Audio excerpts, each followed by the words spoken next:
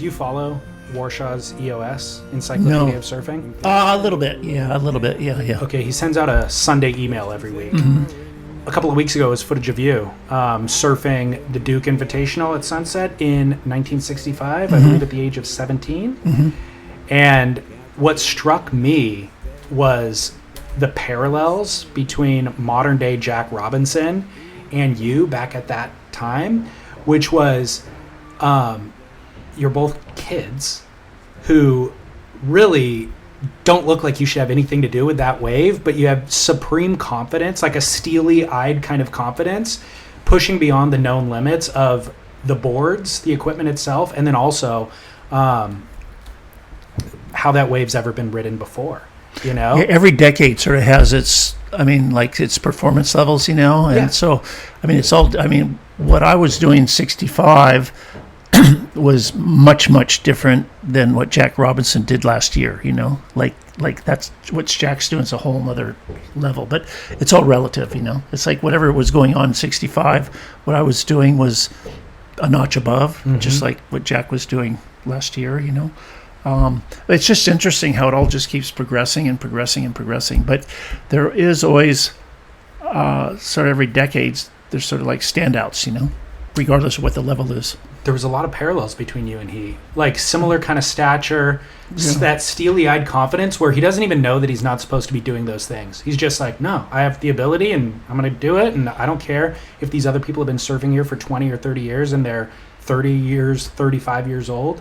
But you're right. Yeah, that's what the parallel is the pushing of the progression, and I almost feel like you need to be that young and naive to not know what the limits are. You have to be a little ignorant, probably. You know? Yeah. Not afraid. Yeah. Definitely you don't know what the consequences are. You can't be afraid. But maybe some of it's, too, is like, like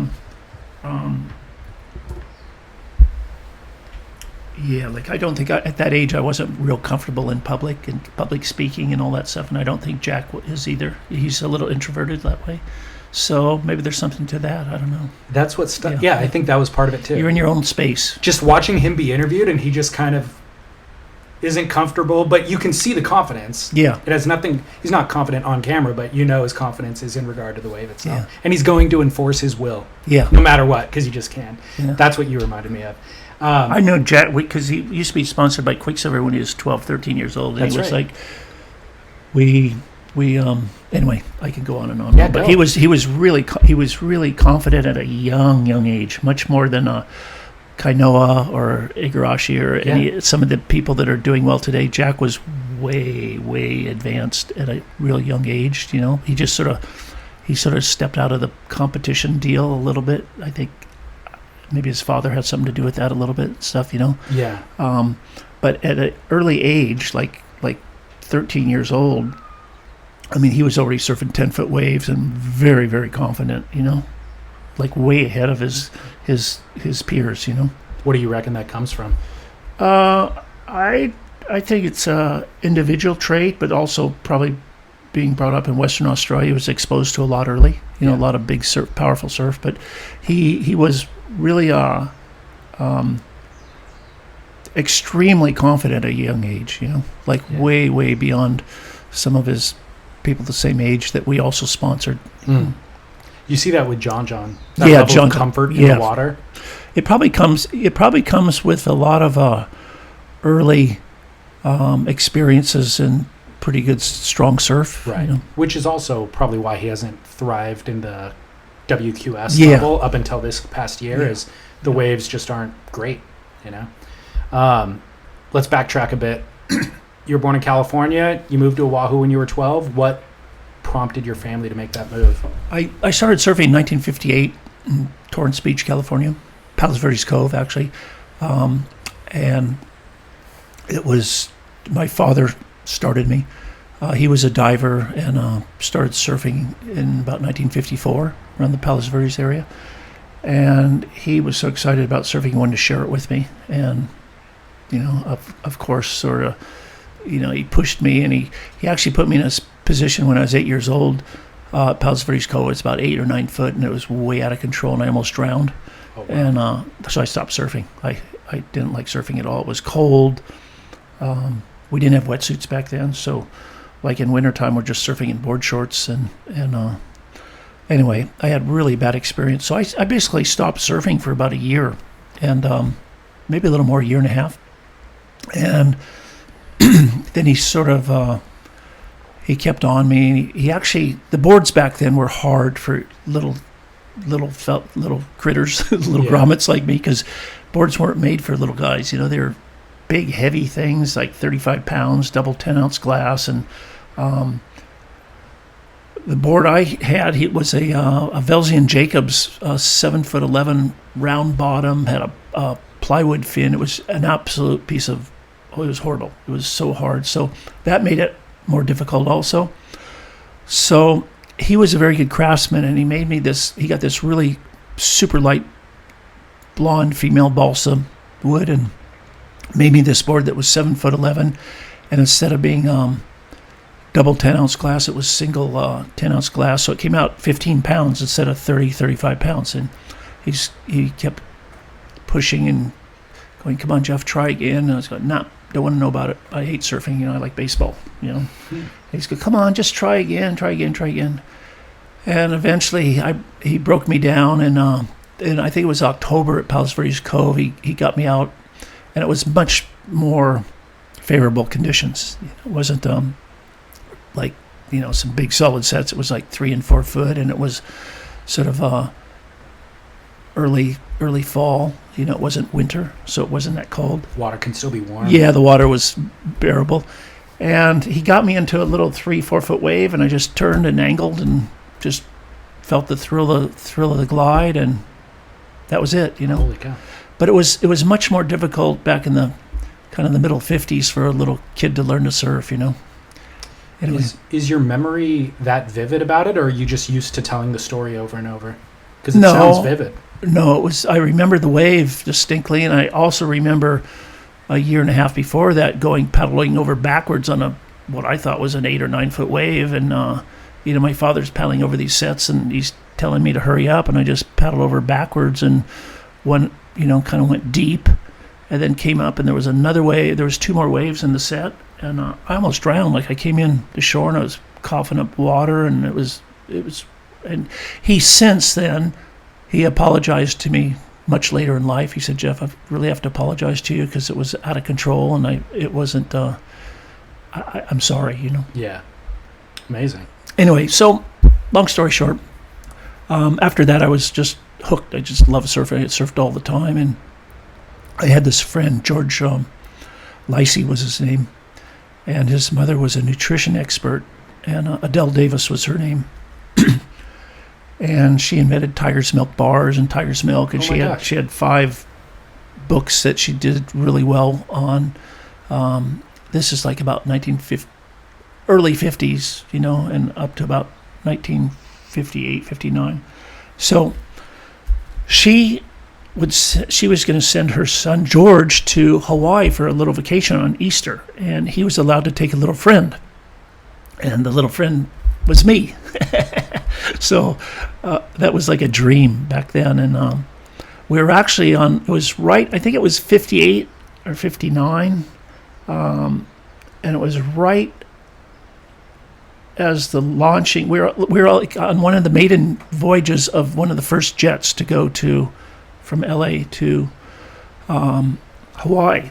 Because it used to go to San Francisco first. I think so, but it was one of the first. I mean, we were at a sort of a VIP champagne cocktail party, and we had like little tuxedos on and all this stuff, and it was kind of a big deal. Anyway, we arrived in Honolulu and checked into the Hale Kalani hotel, and it was like for me it was a dream, you know. I think I was 9 or 10 years old and surfing in South Shore of Waikiki. So I'd get up, I'd have the buffet breakfast, and then as early as I could, and then I'd just paddle out, and I'd surf all day long, and then come in and eat the big buffet dinner and go to bed and do it again the next day. So it was a dream. Unreal.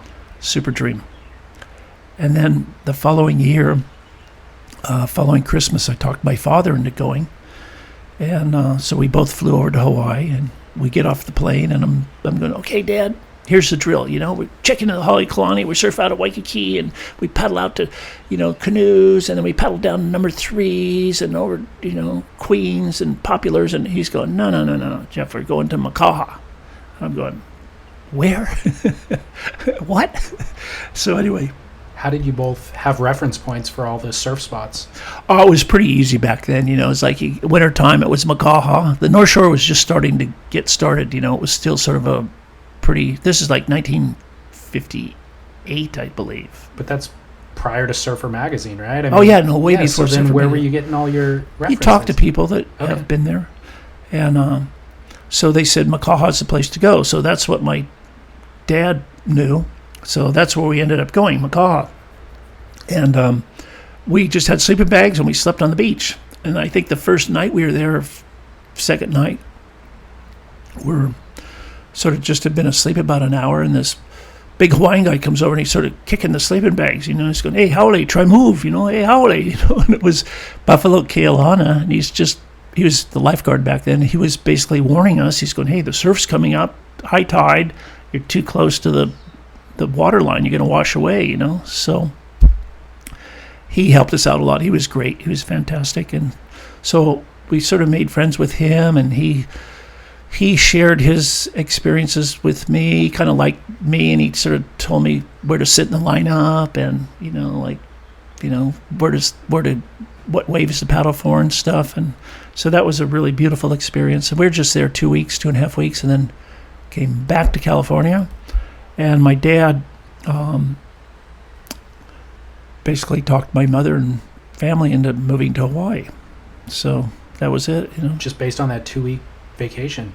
Yeah, well, my parents they were different parents. Everything was about adventure and motorcycles, diving, camping trips in Mexico, surfing, and a lot of stuff wasn't really well thought out, but there's a lot of passion involved and adventure. So he was an engineer, though, right? Yeah, he was an engineer, but his first priority was the ocean. Like, he loved diving. Diving was his first thing. Gotcha. And he was really good friends with a guy named Ron Church that was a early photographer on the North Shore. Yeah. But they were the best of friends diving. And then later, my father became very good friends with Jose Angel, who was a good diver, and Buzzy Trent, and some of the pioneering people in those late 50s and early 60s, which I learned. I sort of was pulled into the group as a little youngster, and they all helped me a lot. Like Peter Cole really helped me a lot. Fred Van Dyke. Peter would tell me where to sit in the lineup at sunset, and I'd go, hey, Jeff, more over here. And he was also my teacher. He was my algebra teacher. I saw that. Yeah, they were both your teachers, right? Right. Science and algebra? Yeah, and then Ricky Grigg was my science teacher, Okay. So he'd be out there in the lineup, and we'd have a carpool and go to school at Punahou in Honolulu, and all we'd talk about is how good the surf looked in the morning, and we got to get back that afternoon. We never talked about the subject in school. We just talked about the surf, and so that was it. I had the culture that I was sort of immersed in back in those really late 50s, early 60s I was very fortunate to experience that, and I mean there was no, everybody was healthy. There was no obesity. It was just everyone dived in the summertime and surfed in the winter, and there was no leg ropes. Everybody was swimming all the time. And eating natural foods, natural foods. And, people were healthy. It was a beautiful culture. It's really helps create the context for me to understand the video that I opened up with you surfing sunset, and even before that, feeling comfortable at Waimea at the age of 13 or 14, because it isn't strictly bravado and a child not having fear. You actually mitigated the fear, mitigated the risk. You knew that there was fear, and I was definitely afraid. Were you? Oh yeah, you have to understand, kind of in those early years. I mean, I grew up in the South Bay, which I told you, which I explained, And sort of like in those middle 50s, 56, 57, 58, they're like, I think it was Bud Brown, Greg Knoll, and maybe Bruce Brown and Grant Roloff, and these filmmakers were making these surf movies, like this, sort of like the late 50s, middle to late 50s. And I was like 8, 9 years old watching these images in Pier Avenue Auditorium in Hermosa Beach, and they left such an impression on me because I'm just seeing these huge guys on these huge waves and these huge spinning boards and these huge wipeouts. Everything was huge, and it was like it left really an impression on me. So 4 years later, I'm on the North Shore and I'm trying to surf these same places that I'd seen on film 3 or 4 years earlier, and of course I was terrified because the thing back then, there was no roadmap. It was like everything was sort of like experimental. So Sunset was still a fairly new place, and Waimea was a fairly new place. And so here I am, a little 12-year-old kid, 13-year-old kid, being immersed in this culture and in these waves. And yeah, I was terrified because I didn't know anything about it, And yet you paddled out. Well, again, like, thank you to all these Waterman guys of helping me and kind of accepting me and nurturing me. It was a real special time in history. Speaking of guys, do you remember your first encounter with Brewer? Yeah. Was he a mythic figure already, or what was your encounter? He. How can I say this? I didn't really know Dick Brewer. I had heard he was shaping surfboards, and he was shaping some better surfboards on the North Shore, but this is sort of like 61, 62, very early, And back in Hawaii in those early 60s, it was very hard to get a good board. I mean, you could get one from Joe Kitchens at Inter-Island Surf Shop, which was a mission. Greg Knoll had some boards in McWayne Marine Supply that he had made and then shipped over there. George Downing made a few surfboards, and then there was Dick Brewer, sort of on the North Shore. And I was just a little kid, so I didn't really know Dick, But I was surfing at Sunset and trying to do my best, and my equipment was way under gunned. What were you riding? I had a 7'4" little sort of mini longboard for me, that this guy Jim Lyman made in Hermosa Beach, and I was trying to make it work at Sunset Beach, and I sort of knew what to do, but I couldn't get down the waves because it had too much hip, So anyway, Dick Brewer was surfing around then, and he came up to my father and he said, "Listen, I see your son surfing out there, and I'd like to make him a board, So he made me this 7'11", kind of a little bit more parallel, still longboard, but not a gun, but kind of in the middle. And that was my first board from Dick Brewer. And then I was riding that in all kinds of waves, little waves, bigger waves. And then that was the first board that sort of got me going at Sunset. But it was still too wide in the tail, for 8 or 9, 10-foot waves. Anyway, Brewer saw this, so he goes, "Okay, Jeff," he saw me trying, and he made me this board that was 9'2", I believe, 19 inches wide, and scaled down for me. It was like a big elephant gun like Buzzy Trent had, but scaled down for a little teeny guy. Because I was 4'7", 75 pounds. I was really little. And so anyway, he made me this gun, and that just made all the difference. I mean, I felt like I could catch anything and get down anything. So I surfed Sunset with it. I was very comfortable there. And then I started surfing Waimea in kind of like 63, 64. And the board made all the difference. So I started to feel very confident out at Sunset and Waimea Bay on this bigger equipment. And then sort of like going into, I think that was around 63, 64. And then 65, I got to know Dick much better, and he was shaping in Haleiwa. He had a Surfboards Hawaii in Haleiwa.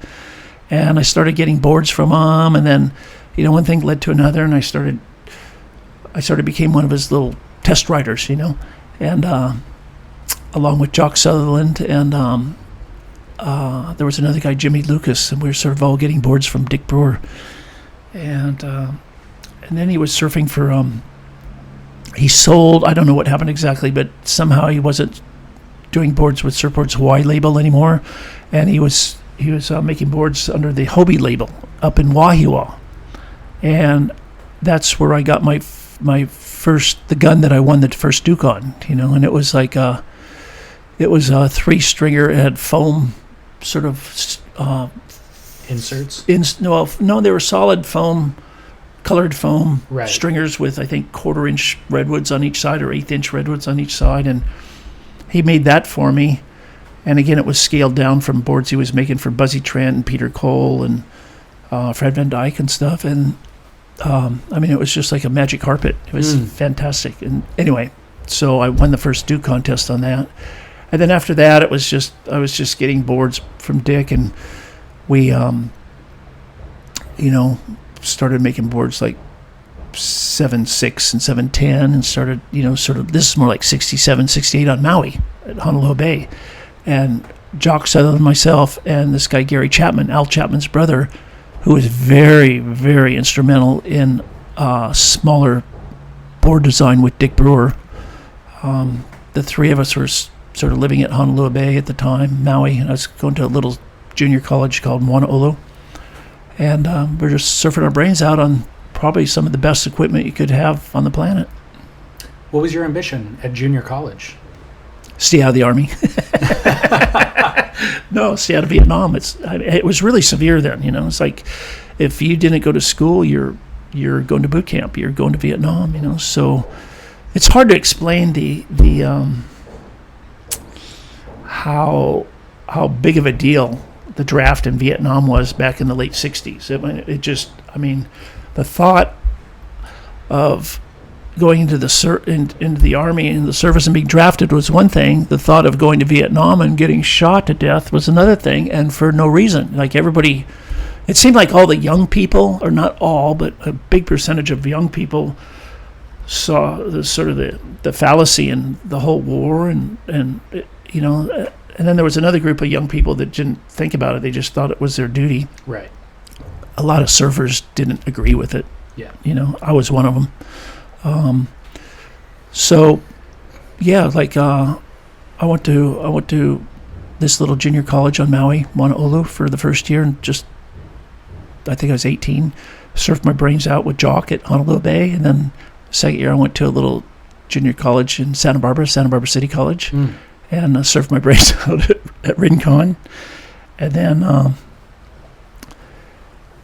then I took a trip down to me and a friend, Monty Smith, a guy from Texas. We had a friend in Panama, so we sort of took off the spring semester of school and we just drove down to Panama, which was quite an experience, going through Guatemala and Nicaragua in those years, because there was wars going on, and it was it's amazing some of the things you do when you're young. You don't really think things out totally. You just sort of go on impulse, but along with that, you get a lot of adventures. Right. Anyway, so then I was called up to go into L.A. Get a physical for the draft. The same place in Big Wednesday, the exact same place. That same place. I was there, And how do you? By the way, sorry to interrupt. How'd you get to call up? If you're down in Panama, are you calling back home on the phone? I mean, how did the call physically come? Through my parents. They received something in the post. Gotcha. Said report for physical. You're classified 1A, report for physical, You're going, like bring your toothbrush. Holy cow. No, it's traumatic. It was a life-changing. It's hard to we forget about that time. No, you can't really imagine it now if you weren't living in those times, because it was like what every young person talked about. Because you can imagine, like, if you're surfing and you love surfing, and then all of a sudden you just you go to, your life's ripped apart. You go to Vietnam for 2 years. You come back, if you come back at all, you come back different. So again, not to interrupt, but I just watched 1917. It's a film that's out in theaters right now, and it traumatized me just trying to identify with these 20-year-old children. They are children. Yeah. Seeing that much horror and tragedy, and then realize because of a couple of politicians who had a dispute, so they send everybody to war, and then trying to realize war gets called off, they go back home, and you're just supposed to have kids, No, get it's married. horrible. There's horrible. no way to divorce yourself from the horrors of the war, See, I had friends. Because living in Hawaii, I had friends that went into Vietnam early. They went over in the middle '60s or earlier '60s, and our middle '60s, and then they're coming back in '67 and stuff. And they were friends of mine that I sort of knew that from surfing prior to that, and they're coming back, and they're different people, and it scared me. It scared me, and they told me, they said, Jeff, do not go, just flat out, whatever it takes. Do not go. So you're in Panama. Why not stay in Panama? Why would you even go back to L.A. to honor? Well, they come and get you. They arrested you, threw you in jail. Holy cow. I mean, no, it was really traumatic. It was really extreme. So you go back to L.A. So I go back to L.A. and I had a friend, Stu Hertz, in Huntington Beach, and he had somehow gotten out of the draft, and he goes, Jeff, listen, he goes, you're going in. And I had created, because I started when I was 15 years old, sort of creating a file with doctors. I had a ulceration, and I kind of had all this stuff that I kind of padded to have a little file, because everybody told me, they said, Jeff, start a file with doctors to try to get out of this thing, because it's going to be a big part of your life if you don't get out. So I started collecting all this stuff. I think I had spondylosis of the spine. I had a possible ulcer. I had just nothing serious, but I was trying. And then Stu Hertz told me, he goes, Jeff, just before you go, I have a suggestion for you. I go, what's that? He goes, well, take a tube of Crest toothpaste and put it in a glass, squeeze it all into a glass of hot water, mix it up and drink it, because it'll jack your blood pressure through the roof. The fluoride will jack your blood pressure through the roof. So I went, okay. So I did that, and I had to really I was almost throwing up on the way in. Anyway, I got in there, and I tried to fake the hearing test, and I had my papers and everything, and I went through.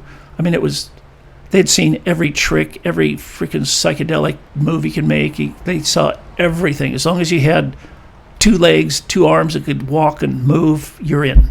So I tried all this stuff. They just went, yeah. I got to the last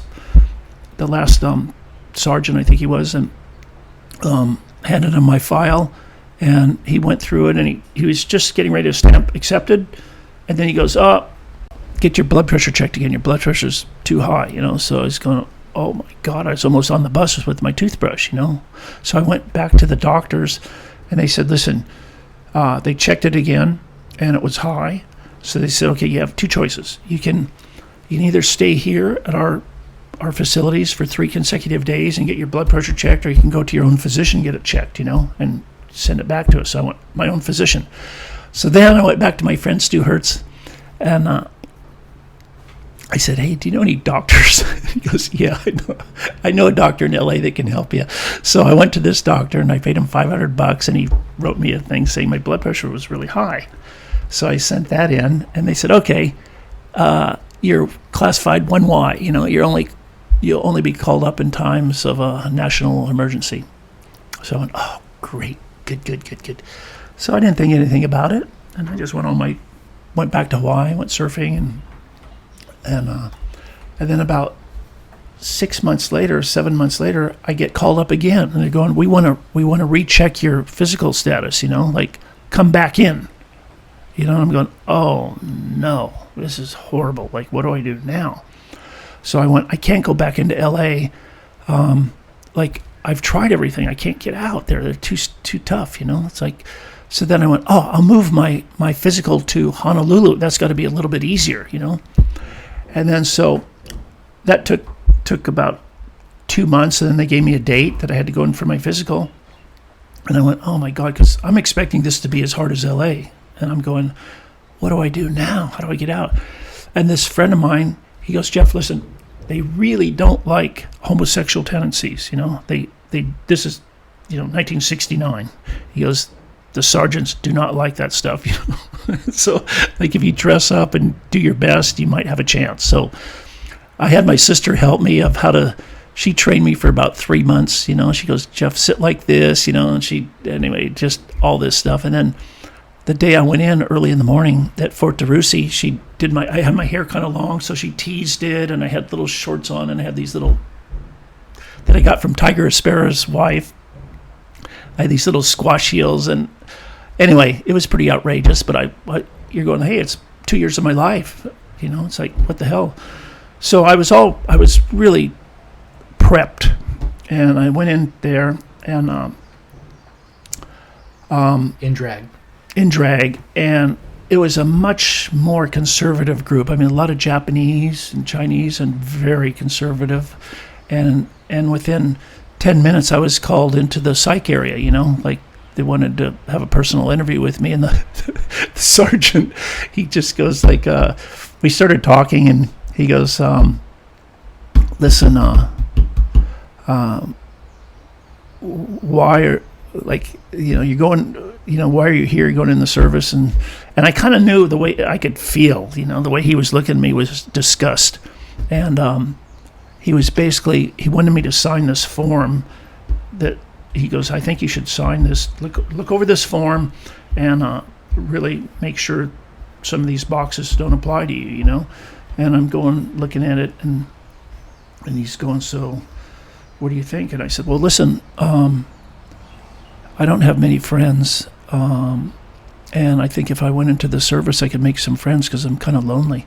And he just goes, I don't think that's going to work. So he had me check this box that said homosexual tendencies, and he said, you're dismissed, it's not going to work out. But it only lasted like 20 minutes, Oh my gosh. I was so happy. And then I think 4 weeks after that, I got a 4F card in the mail, which means you're of no use of any sort. It's like as good as you can get, or as bad as you can get, depending how you look at it. But I was so happy because that was a major threat in my life.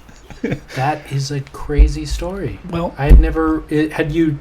Has Surf Media written about that in the past? I don't remember ever reading that about you. Not so much. That is a great story. But hey, I was one of thousands that did this kind of stuff. I mean, what I did was minor compared to. I had one friend that lived in a cave for 2 months. Took LSD every day. By the time he got to the physical, he was naked or half naked. He had this dog, and the guys were doing everything. Yeah. They were doing everything and anything you can imagine to get out. I know if I had to do it all over again, I'd do the same thing. Yeah. Especially knowing everything you know about the Vietnam War now. Totally. Well, I know there was a period of time where you weren't really competing that much, but ultimately you did surf competitively up until your late 20s. It wasn't really a viable career path, certainly not like it is today. There was no industry back, especially, there's a few surf shops and there was some surfboards being shaped, but there weren't sponsorships. There weren't, from sort of 70 to 76, I kind of did as good as you could do in events, I won the first Pipeline Masters. I won 3 Dukes. I won 2 Hang 10s. I won the Bells. I won Durban 500. And you could barely pay your rent. You could barely exist, So by 1976, I kind of did as good as I could do, and I could barely pay my mortgage payments, So I figured, wow, this isn't working. I got to do something. So I had the opportunity when I went down in 1976 to Australia. There was this really small company called Quicksilver, but it was a really small little, I think they had 2 seamstresses and a little sort of wooden sort of shed thing, It was very small, but very good product and super good core image, So I had a friend of mine, Duke Boyd, who started Hang 10, and he sort of taught me sort of the industry a little bit, and I really respected him because he did something that he just believed in through surfing and did quite well financially out of it, So I thought, wow, that was my dream. I'd like to do that too. So when I went down to Bells Beach in 1976 and won the Bells contest, I got together with Alan Green and John Law, who were the owners of Quicksilver, and I said, hey, would it be a possibility to have the license for America, So you were 27 at the time. 27, yeah.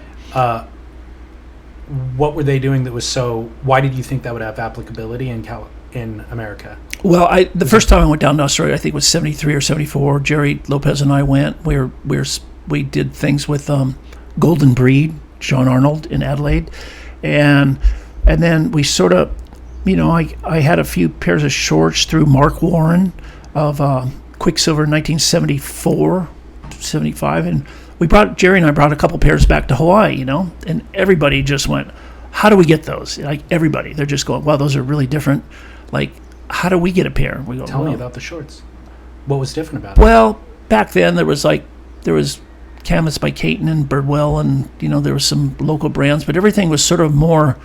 It was all tie string, and it was sort of mostly canvas or what would you call it, like polyester based fabrics. And what Alan and John Law were doing is they had this West German poplin that was just, it was really beautiful fabric. It would bend around your body and break down like a good pair of Levi's. So you could feel this surfing. It might not dry as fast, but you'd end up wearing it all the time because it just was great on your skin, And and also there was a wider waistband, like sort of a yoke with the two studs and Velcro, and it was just clean. It was clean and kind of for the time. It was solid. It was really a solid product, and then the fit, like all the patterns and everything, were in centimeters, not in inches, so the fit was really tuned in. So you bring them back to Hawaii with Jerry. Yeah, I brought them back to Hawaii with Jerry, and people want them, and then Jack Shipley, who was Jerry Lopez's partner in Lightning Bolt, he got a hold of Alan and John, and he ordered, I think, 4 dozen pairs to come into Hawaii with the duties and everything. And I think he landed them for, I don't know exactly, but I think he landed them for like $8 or $9. And then he sold them, or $8, and he sold them for $16, And he sold out like in a week, maybe 10 days. Anyway, they sold really fast, like poof, gone. So you didn't have to be a rocket scientist to go, wow, there's a demand here. So when I went back the following year, I approached Alan and John and said, hey, would you consider letting me have the license to do this in America? I really believe in your product. And they went, well, Jeff, that's kind of a serious thing. We know you, but we don't know you that well, and we don't know if you have the commitment and the follow through to do this, because this is our company and we're proud of it, and the license for America is kind of a big deal. So anyway, winning the Bells after that helped. I think this was before I won the Bells, and so a week later, 10 days later, when I won the Bells, it was little feather in my cap, and the first non-Australian, right? Yeah. So that's a big deal. Yeah. So anyway, and I like John and Alan. They were really fun people. And anyway, they were sort of on the, they're on the edge. They're going, yeah, we're sort of thinking about it, but it's a big step for us. And anyway, so we're at this dinner at this sort of little cafe place in Torquay, and on the tables, it was sort of like really casual. On the tables, they put these, like, instead of like little placemats, they put sort of like these sort of doily paper with holes in it, little placemats, but they were big. They were bigger than a place setting. They were kind of like consume 2/3 of the table. And we're drinking wine and beer and whatever, and somehow it came up like about my conviction, and I said, well, how can I prove that I'm serious about this, and I'll do anything to make it work, and they go, well, and Alan sort of was sitting there. I don't know how this came about exactly, but he said, well, what about if you eat the tablecloth, And I didn't even think twice, because this is after about 2 or 3 bottles of wine, so I just grabbed the little paper thing and I started ripping it up into pieces and eating it, and it actually went down not that bad with the wine and everything. And what I was worried about is the next couple days. Sure, totally. So anyway, Alan's looking at me, and he's sort of like, just like Alan's quite sharp, and he was looking at me, he's just going, yeah, all right, Jeff, okay, we got it, okay, you can have the license, So it was sort of a going against the grain, and at the same time, he was sort of, I guess, sort of impressed with me not even thinking twice about eating the doily or the tablecloth. So that was how it was. First of all, nobody could have anticipated the success of the company from that point on. By the way, let me clarify.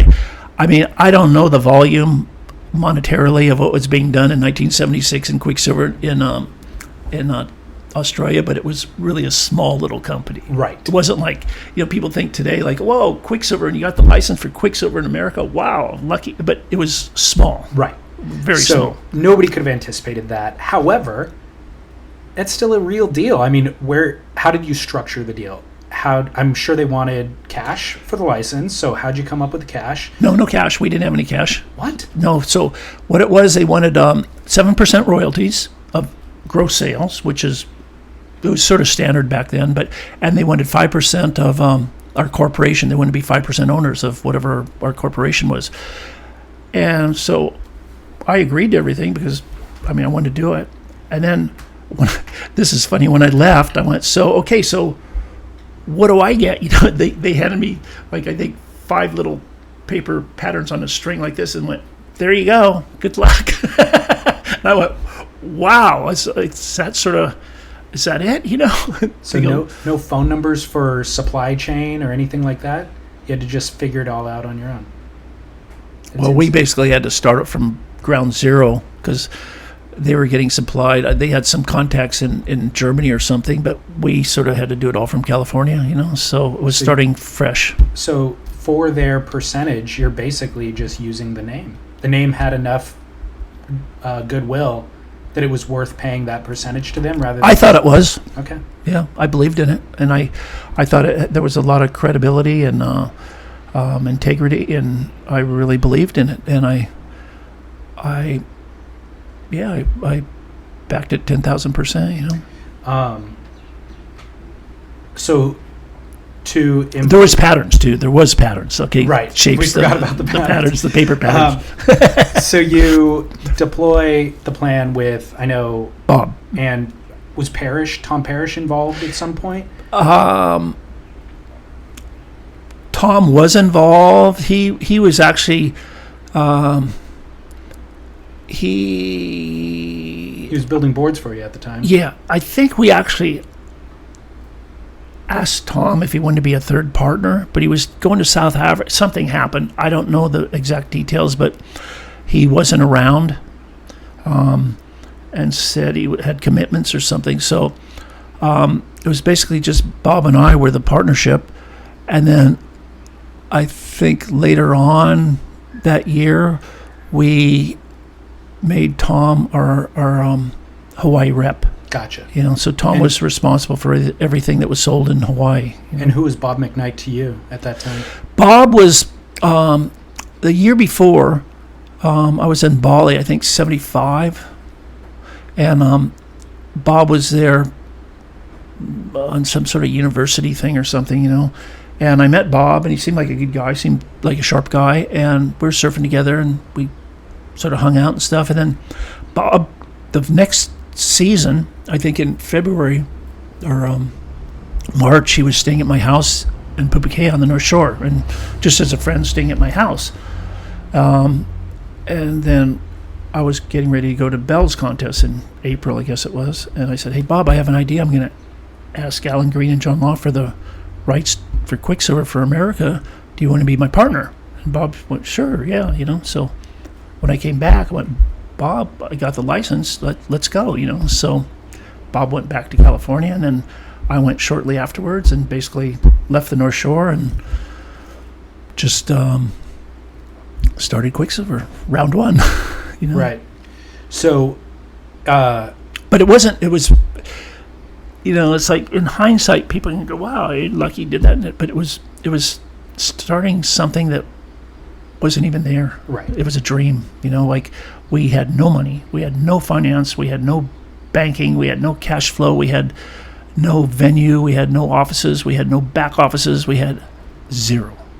Bob had a van. He had a Volkswagen van. Amazing. Well, that sounds like all upside to me. Yeah. There's only growth potential. Yeah, only growth. So you are 27 years old. You're at the, top performing surfer in the world. I just walked away from Hawaii to do Quicksilver, which was quite extreme because here's a good example. Like, I grew up when I got to Hawaii, as I keep saying, with this culture of surfing and these pioneer guys and everything. And I was immersed in it, and I didn't really realize how immersed I was in it, and then so by just pulling up stakes and moving to California to do Quicksilver, I totally changed the culture that I was in, and I had no idea how that was going to affect me. Sure. Yeah. Well, part of your story that's been written about a lot is substance use and addiction. Yeah. So what role was that playing at that time in your life? You were 27, the world kind of, a lot of opportunity in front of you. What role was the addiction playing at that time? Kind of coming out of Bell's, I was dabbling in substance abuse a bit, it was still sort of, I thought, manageable. And then when I went to California and started Quicksilver and stuff with Bob, I was clean, I was good. I was working very hard trying to get Quicksilver up and going. First, I'd say, I don't remember exactly, first couple years, like, I was just, we were driving all over the place. We were driving up to LA to see jobbers to get fabric. We were driving down to Dana Point to see Hobie. We were driving up to Malibu to see Terry at Natural Progression. We're working really hard. We're working probably 10 or 12 hour days. We'd get up in the morning just on light, and we'd start driving and phone calls and meeting people and seeing how we make these shorts. And our biggest obstacle, I'll get back to your question in a second, but our biggest obstacle was the production. We couldn't find anybody that could build the things, and that was our major stumbling block, And then there was a guy, John Bernards, that used to work for Hang Ten, and he started a company called Offshore.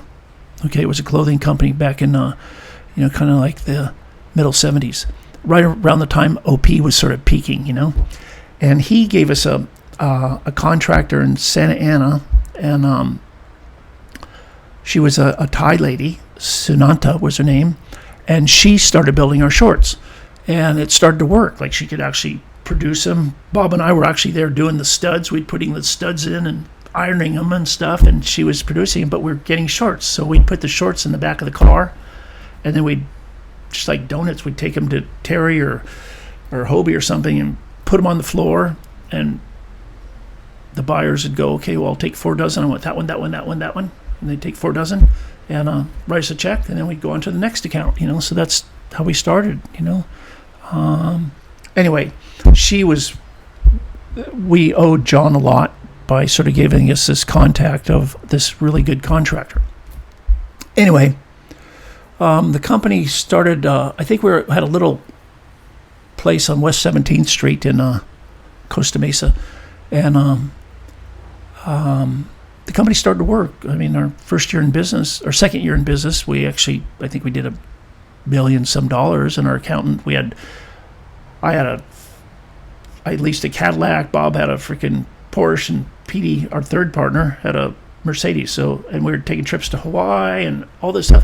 And then our accountant goes, wow, you guys got a good business. You're making profits, So we went, whoa, this is great, So life was pretty good, Yeah. Anyway, substance abuse kind of started coming back into the situation. I don't know why exactly. I wish I could answer that, but I don't know. Well, let me dig into that, actually, because that was one of my questions, is when you talked about it being in control at a certain point, or when you were in Bell's, you said, I thought it was in control. I was controlling it. Well, I thought I was controlling it, is what you said. And I think a lot of people we have access to a lot of substances now. Certainly like natural substances. Yeah. Marijuana is legal in California, where all those mushrooms are coming online with being legal. And so now there is that area of in control versus out of control is so gray. And I don't think most people know when they cross that line. No you idea. only know in hindsight. You know, so I think it helps to understand what you just said. Why? Like, what's propelling the addiction? Because some people don't have addiction. Like, they can use substance and then they stop using substance, or for a period of time it suits them because of something they're going through. It's situational.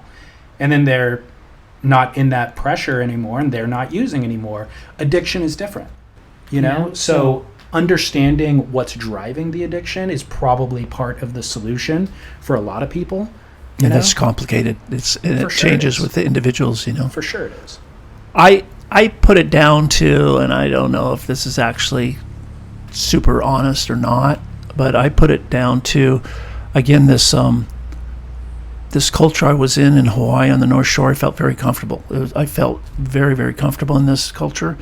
And then when I moved and went to California, I felt ill at ease, I guess is a word. I felt like a little bit out of my element. I felt uncomfortable, I guess is a word. And so maybe some of the substance abuse was to help that situation. Self-medicating that. Yeah, I don't know. I don't know if it was that or I just like the effect of opiates. I have no idea, you know, but anyway. I wonder too, like, considering your high level performing through your surf career and I would even at miss a young something. age. Also, like on the rush I was getting on the North Shore and big waves and stuff, when I got to Hawaii, to California, that disappeared. Right. So maybe I was trying to replace it. I don't know. I have no idea, you know. Well, thanks for Yeah. at least trying to analyze it. If I really knew and understood it, I probably would have a much better answer for you. But even like now, like, you know, like almost 50 years later, 48 years later, I do not know. Right. Yeah. Well, you did talk about, again, that detail about feeling like it was in control for a period of time and then it not being in control. Do you remember what that transition looked like? Or do you remember a point where you felt that it wasn't in control? Or was it just a result of consequences? Yeah. No, it definitely got out of control. It spiraled out of control to the point where I left, I think it was in 1982 or something, like it wasn't working out at Quicksilver with my other partners. So I left and went to Australia. And then and I had my son, Ryan, who was only about a year old at the time. And then so I lived in Australia for a year, and then a friend of mine, Harry Hodge, who had stayed with me in Newport Beach when he was doing Band on the Run, and he was a photographer, surfing photographer. He was working as a marketing director for John and Alan Green in Australia. And he came up to me and said, "Jeff, listen, I have the opportunity to have the license for Europe, based in France. Quicksilver Europe. Yeah." And he said, "Would you want to join me?" And I said, "Why not, you know?" Well, round two. Well, considering that you had left your initial partnership with Bob, Yeah. How did Bob and the other partner feel about that, about you being involved in Europe? Did they approve of it, or? I don't really know. They probably had a say, I would think. Yeah, you would think so, huh? Yeah. Or maybe not. I don't know. You know, it's like I'm sure there was some apprehension there. But at the same time, I don't think they thought it would affect them that much. You know, they had their American license, which I think they had bought. Or no, maybe it was a little bit later they bought the license for America. The 7%, you know, that I was telling you about, they actually bought the license, I think, because they were going public. In 1986, they went public. So I think they were just thinking America, you know. Yeah. So whatever happens in Europe, good luck, you know. But when you said you went to Australia, you got rid of your ownership shares. Yes. From the American. I ended up with about, yeah. I actually, you know,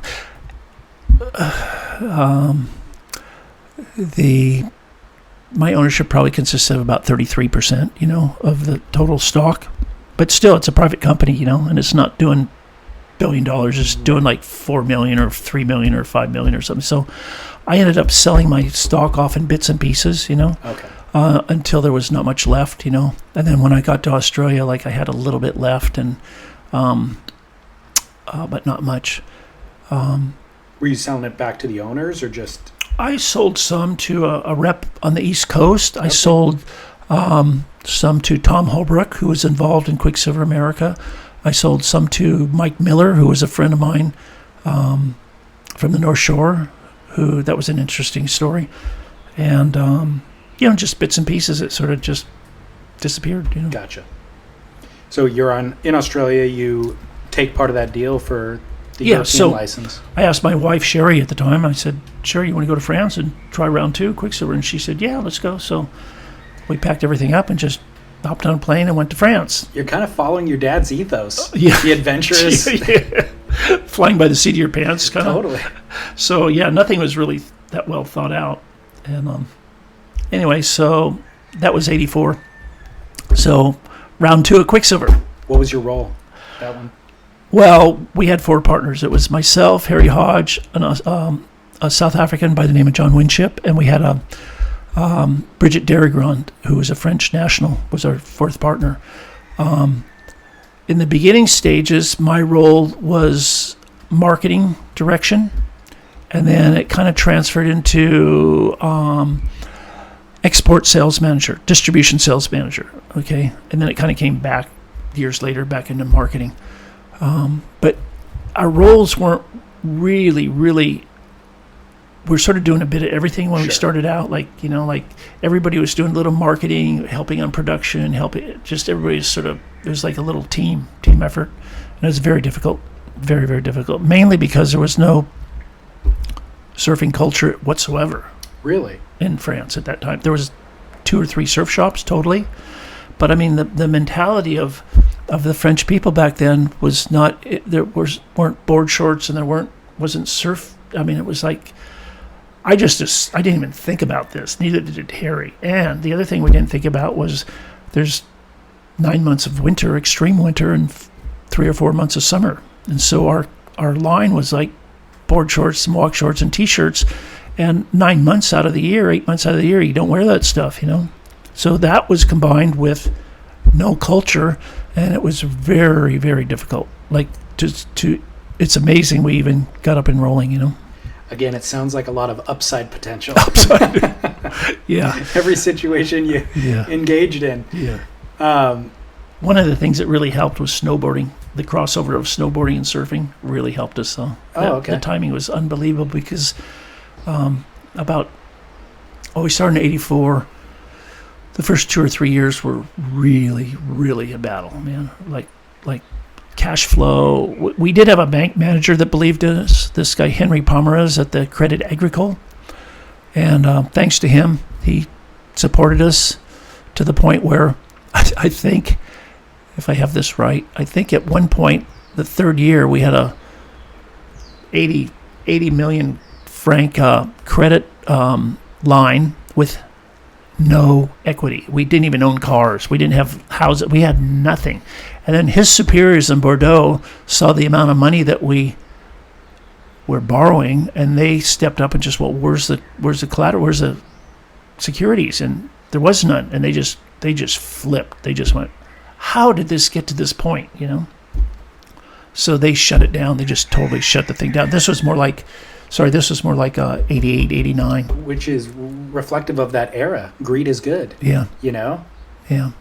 So then we had a major problem of cash flow and everything, and we had to basically sell the company. Okay. So we sold it to the American company, which was public at that time. Gotcha. Which worked out very well. Okay, good. Yeah. Good. I mean, this is a crash course in business for you. Could you sleep at night? How much? There's part of me that thinks the less you know, the better, because you can sleep at night. And if all you care about is surfing or whatever, then business can come and go.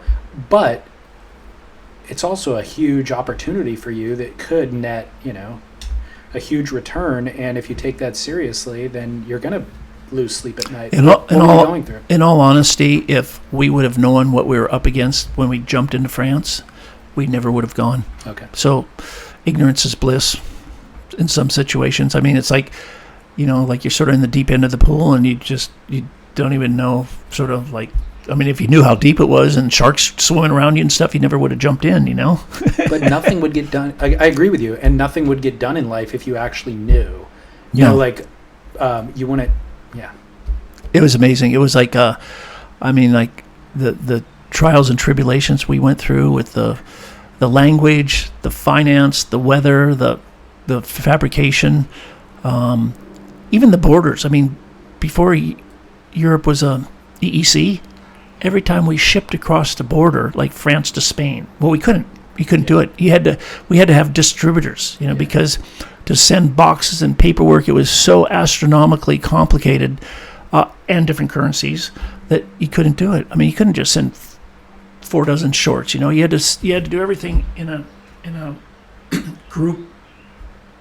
Like, we had distributors, and we don't know how to ship to those shops. We can't collect the money. We don't know how to do that. So, here, you're our distributor. We'll give it to you for like 35% discount. Boom, there you go. You sell it and make your profit, and we'll ship you twice a year, 3 times a year, 4 times a year. You just pay us in a chunk. So we had distribution, and also it was a much cheaper way to get up and rolling. Yeah. Which came back to bite us years later, because then we had to buy back the distributions. Because we could, once the EEC was open and we could go direct, it made much more sense to go direct. But then it was a huge learning. It was a process, Totally. It was unbelievable. It was like it was incredible. But like I said, it's a crash course in business. It's more. Way more than you would ever learn getting an MBA or anything. Never. It's on the job training. Yeah. And you come out of it with, what do you do after that? I mean, it seems like with that level of experience, you can kind of get a job almost in any... Your street sense is really good, Like, the reality of how things work and of what's really involved, because a lot of times you might have your 101 business degree, but underneath that you don't know the reality, actually what happens on the street, where we learned from the street up. Gotcha. And it was fantastic. It was like, I mean, the experiences I had, I'd never trade for anything. It was like phenomenal. But yeah, the snowboarding sort of like, what was it, 90s, where are we, 87, 88, our business, we were having so much trouble growing, it was really difficult. And then Harry Hodge and I we were up in Courchevel or Verbier, I forget where we were. We're on a lift, like snowboarding. And, skiing. This is sort of before snowboarding sort of started to get popular, about 87 in Europe, I mean, there was guys doing it before, but it's sort of the mass thing didn't start until about, 87. So I think this was 86 or something, and we're up on we're in a lift, and we're looking at everybody skiing down the hill, and everybody's in blue or red or black, and we're going, God, what boring, this is boring, and we're going, just twigged. I remember just going like, God, like, why don't we have such good prints. We have this print house, so our strength is prints. We had War Paint, we had Echo Beach, we had all these great prints, that we were putting into our shorts. So I remember going, wow, why don't we take that expertise and put it into some technical stuff for the mountains, And so we started this process, and then what happened was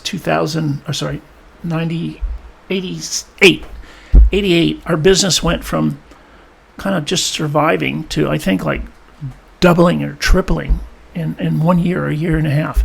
And a lot of it was this sort of 8 or 9 months, which was downtime for us because it was winter, and so our summer products didn't really work in, minus 10 degrees.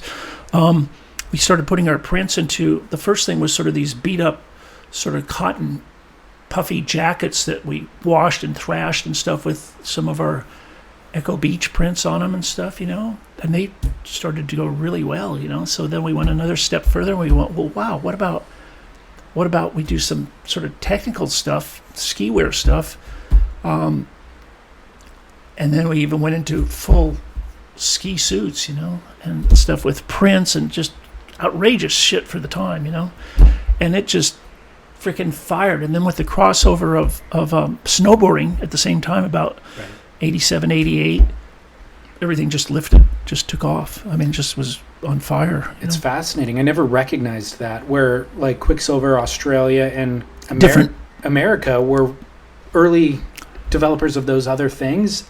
The snow came from Europe. Yeah, all the technical stuff of the snow came from us. Yeah, you guys were pioneers. Because we had to. It was out of need. Right. It was out of survival. Because we had, like California's mild, Australia's mild. Well, Torquay gets a little cold a couple months out of the year. But they're not snowboarding there. Europe's like cold, So we did this stuff, and it just, it was fantastic. But the timing, just everything came together perfectly. Like snowboarding came in, we started putting our prints into outerwear and technical outerwear, and everything started to boom. And the crossover of snowboarders going to the snow and then talking to other snowboarders, and they're going, hey, well, what do you do in the summertime? Nothing. Well, why don't you come down to Hossegor and Biarritz and come surfing? Oh yeah, and then vice versa. So this crossover started pollinating everything, and it just started to explode with this sort of beach mentality. Right. It's very interesting times. But to bring it back, that credit line was extended at the bank, and so we were able to do it. Right. Up until. But you were also held liable. You obviously didn't have any assets that tied to that, so when they came to collect, that's when Quiksilver America was able to buy you out. Exactly. We had to either come up with our own cash flow deal, which we couldn't, or we had to sell the company immediately, which was hard. And then sort of America expressed interest, and so it was a match made in heaven. Gotcha. It was good for them. Yeah. Oh, and also, I left out one thing. Also, one of the problems then is the four partners are sort of, except Bridget, she was sort of more production oriented. The three other partners were marketing guys. We're all marketing characters. We weren't really accounting based. So we weren't running at the margins we should have been running at. Otherwise, if we would have been, our profits at the end of the year would have been much higher, and we would have had better cash flow. But we're trying to market all the time. But that was one of the strengths too. That's what made the company grow. So when America came in, and we sold the company, the bottom lines weren't that successful. So the price wasn't what it probably should have been.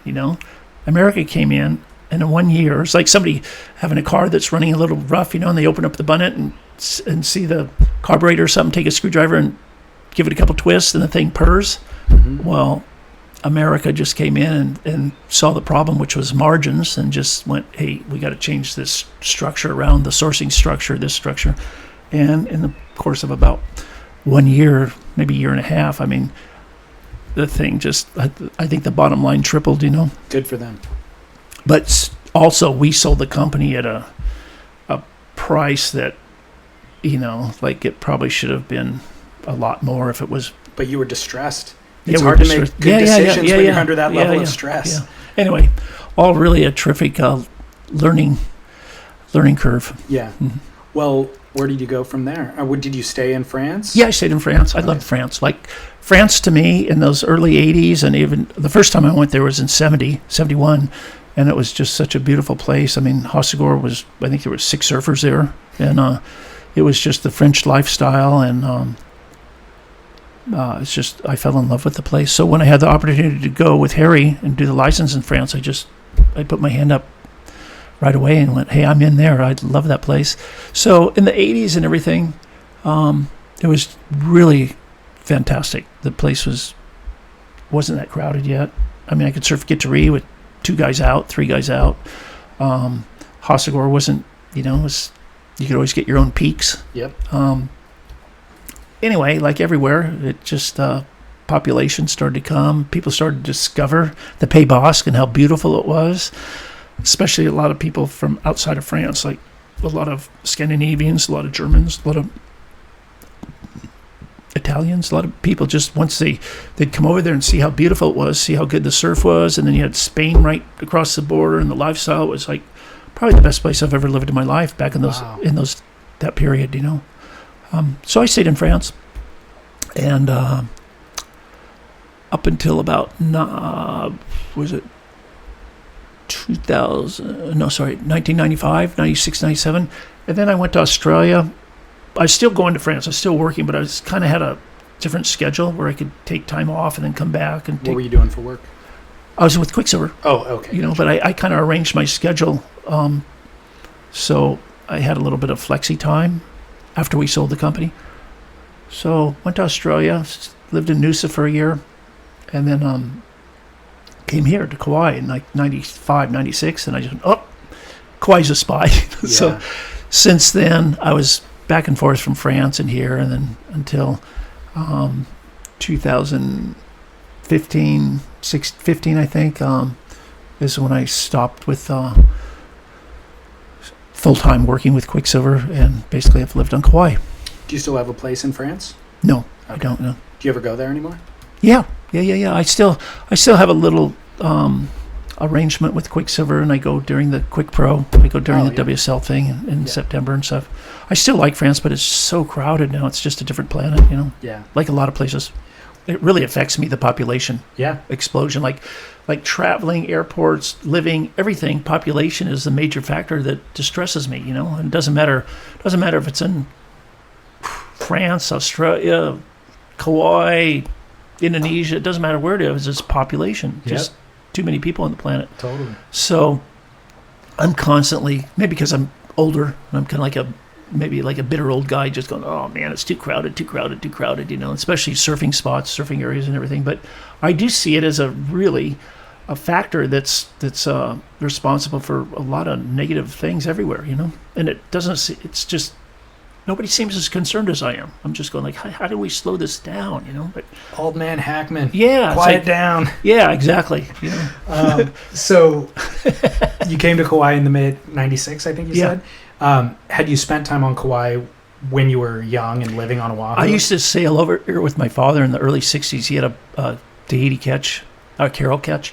And we used to come over here in the summertime and just park out there at Honolulu and, come ashore, and there was nothing here. Like 63, 64, there was nothing here. There was the Ching Young liquor store. That was it. And then I used to come, this is interesting, because I used to come with Jimmy Lucas and this guy Chris Green and Jackie Arberly, and we used to come over here in the early middle 60s, 66, but to surf Pacalas, infinities, okay? So we'd wait for a big south swell on the south shore, and when it got big enough, we'd shoot over here and spend 2 or 3, 4 days and surf Pacalas. But we didn't even know where Honolulu was. We didn't even know about Honolulu. We just come to surf the summer spot over there, So that was sort of like, I did that for about 3 years in a row, 65, 66, 67. Wow. So when you land in the 90s, why did you want to be here? Was it, you're obviously raising a kid at that point, and yeah, well, I was going to the North Shore because I was involved in the Quicksilver with the Eddie Aikau events. Eddie would go and all that stuff. So to me, the North Shore was just cooked, So when I came here in 95, I was surprised at still how relatively relaxed Honolulu was. So I went, wow, this is great. It's like a little bit how I remember Hawaii, It's not too trampled yet. So my wife and I built a house, and then we built 2 houses. But I was still working back in France. So I'd come here for 2 or 3 months, a couple months, and then back to France. So I was kind of rotating back and forth. So that went on for like 20 years, maybe more, 24 years. And what was important to you with raising kids and the location that they would be? Well, my son's first language was French because he grew up in France. And yeah, I think mostly just a healthy lifestyle. Like my son and daughter like the ocean. My wife loved the ocean. So somewhere healthy and not too crowded. Yeah, this is an ideal lifestyle, I would think, to raise kids, but you do compromise, I would imagine, educational opportunities, economic opportunities, stuff like that. That's for sure. But see, we had France. We were sort of going back and forth between France for quite a few years. And so that was really a nice combination, like France sort of like in the summertime and Kauai in the wintertime. It worked out pretty well. Yeah. How do you feel about Kauai now? I love the reef. I love the ocean and the reef out there. The reef, there's one thing for sure, the reef doesn't change. The reef stays, it's always the same. So that footage of you from the 60s at sunset, as I'm watching it, I had been in Hawaii a couple weeks prior, last month, and I surfed sunset, and I'm watching your footage from the 60s going, yep, it's doing the exact same thing I was doing when I was out there 2 weeks ago. The reef's the same. It's the same way. Everything else changes, but the reef's the same. Yeah. So Kauai now in 2020. Yep. I mean, we were talking before we started recording how much it's changed in 5 years. How do you feel about it? Do you see yourself staying here? Well, I don't know, I don't know. I love that wave out there when it's solid, when it's good, It's like it's for me, surfing's everything, and if I can get a 8 or 10 foot wave out there, that's kind of makes my day. I go to Roti a lot. I started going Roti about 4 or 5 years ago. What's Roti? Indonesia. It's an island in 580 miles to the east of Bali, and it's still back in time. It's changing also, like everywhere, but it's still relatively uncrowded. I mean, it's chickens, pigs, cows, dogs, little dirt roads, and it's really nice. So I really look forward to that. This year I'm trying to spend 4 to 6 months there in summertime. It's great waves. And so that's really nice. What I'm doing now is, well, let me back up. I'll back up sort of where I'm doing now. So 4 years ago, I surfed with this guy, Felipe Pomar, back in the Duke contests in the 60s, and we always surfed sunset together, and then we went our own ways. I went to France, and he came over here to Kauai. And we surf, we've known each other for probably 60 years, and we're still out here at Honolulu surfing good waves. And then about 4 years ago, I was in Roti, and Felipe was out there, and he was 72 years old at the time, and he was paddling probably 10 kilometers. He was paddling, catching every wave, and I was about 68 or something, and I was going, how is he doing this? Like for a 72, 73-year-old man, this guy's really, really strong, And so when he came back here, I got together with him. I was going, hey, Felipe, how you doing this stuff? He goes, oh, Jeff, you have to have a program. I'm going, what kind of program? He goes, well, like, I'm really into functional medicine. I take a lot of supplements, and I train, and I do this and this and this. And you have to, as you get older, you have to have a program, or otherwise you fall apart. I went, oh yeah. He goes, yeah, I'm going to surf to 100. And I just went, yeah, right. Good luck with that one. And then I walked away, and I started to go,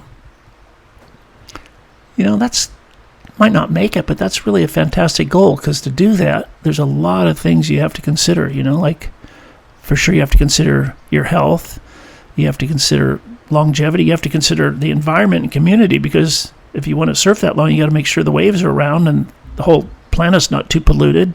And I went, wow, there's really a lot of components to try to get there, and I went, that's pretty cool. So anyway, he had a partner, very good friend of his, Tom Woods, who was into anti-aging business for 30 years, and he was a director in the Zone Diet and all that stuff. And so Felipe goes, let me introduce you to my partner. So I met up with him.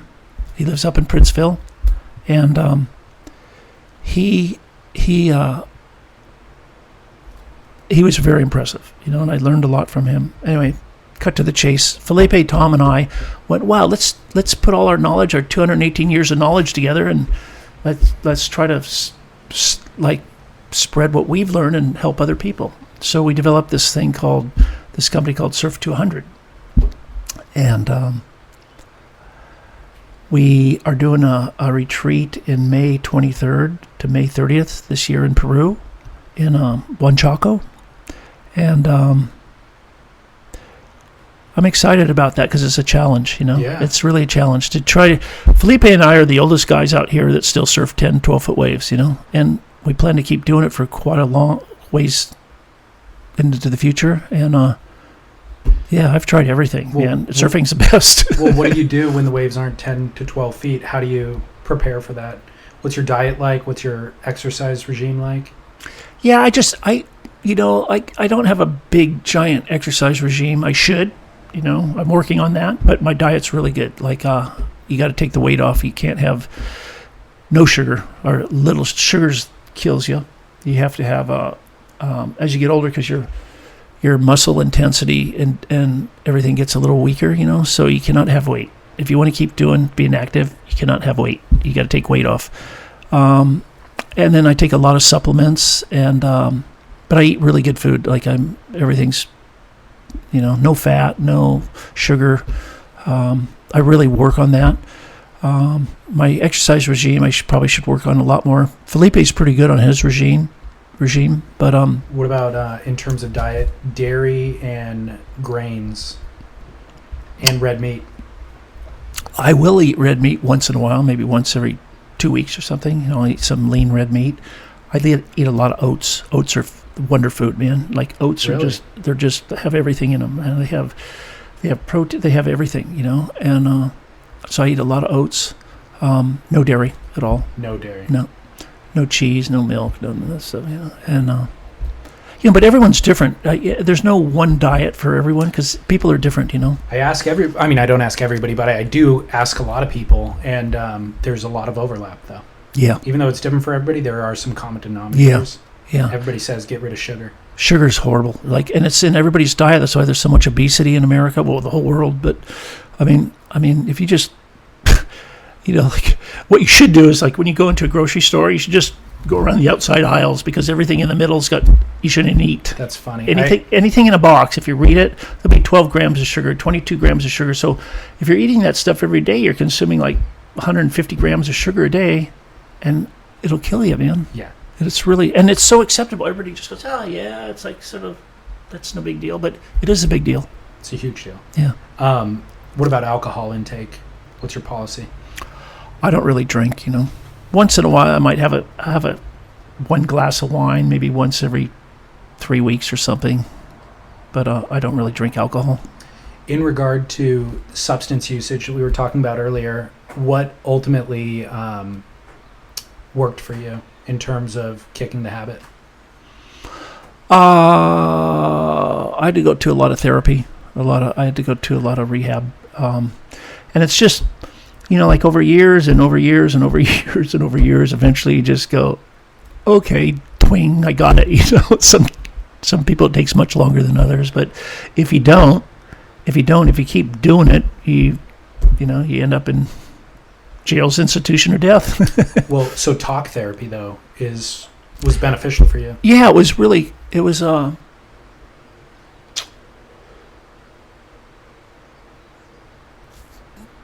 You know what that finally really did it for me is I just really want to surf good waves, and that just became such a priority. It's such a thrill for me, and it's something that makes me feel so good that I just went, that is a priority, and to do that, I can't do any of this other stuff. Amazing. That's it. That's what it came down to. Had the addiction gotten in the way of your surfing over the years? Oh yeah. I dabble here, dabble there, do this and this. Even festive parties and France, socializing. It's bottles of wine and big dinners are not good for you. Yeah. So I want to surf. I want to keep surfing 10-foot waves as long as I can, and to do that, I can't do any of this other stuff. Pretty simple. I'm really glad to hear that. I mean, it sounds almost cliched to say surfing is the answer and it's the savior. But no, it is. Listen, I've been around the block so many times. I've tried everything you can imagine. Yeah. Okay, and surfing is the absolute best. It's a fountain of youth. It makes me feel the best. It's phenomenal. Yeah. Well, I'm really glad to hear that. I'm glad to hear that you figured out that solution, because I feel like a lot of people don't. I wish I would have figured it out 40 years ago. Sure. Totally. But I do also hear you when you say, I guess the best definition I've ever heard of addiction, or the difference of addiction rather than usage, is that if you continue to use, despite negative consequence in your life. So some people can drink 6 beers, but they get up and they go to work in the morning. They honor all their obligations and all that. Other people drink 6 beers and they're beating their wife and they're missing their job and all that. So you can't define it by volume, quantity.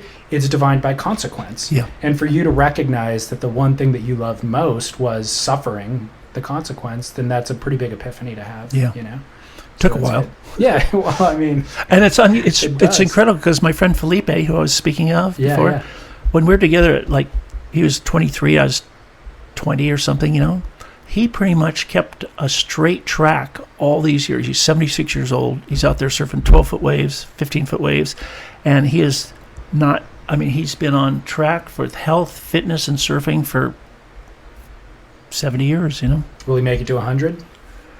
I'll tell you what, he's got a good chance. He's pretty good. He's really healthy, man. He's the healthiest 76-year-old man I've ever seen out in the water. Really? You know? Yeah. That's awesome. By far.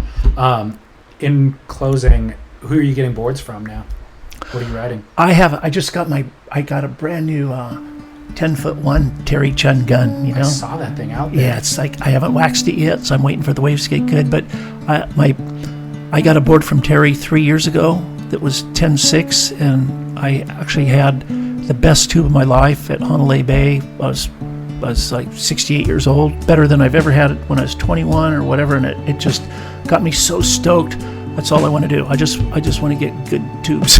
That's insane. So and it was the board that helped. Oh yeah. Terry's the man. He's really good for Honolulu. Yeah, epic. Well,